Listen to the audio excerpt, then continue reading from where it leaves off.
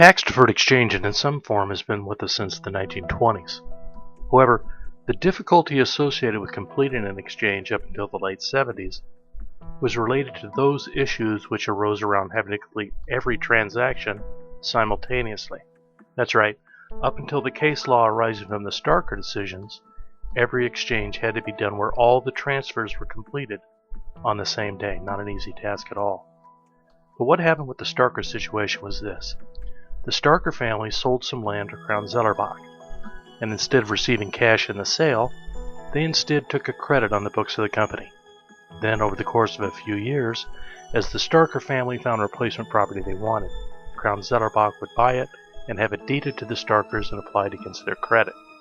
Well, you can imagine that the Internal Revenue Service was unimpressed with this entire approach. So they questioned it, and everything obviously ended up in tax court. But interestingly enough, what arose from the proceedings was that the delayed exchange concept was actually upheld.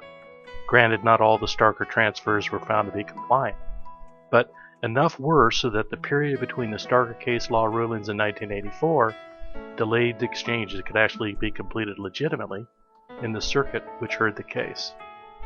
Well, obviously, if you no longer had to close everything simultaneously, you'd do a delayed exchange as well, so naturally, exchange volume increased.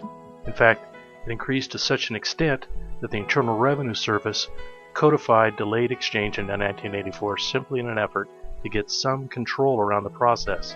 For instance, that's where the 180-day time frame and identification rules came from.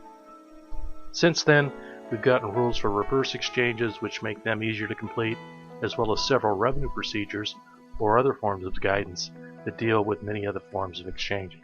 Everything from programmed exchanging of fleets of cars and trucks to the partial exchange of assets which are governed by different sections of the code. But that's a little context, a little history of tax-deferred exchanging.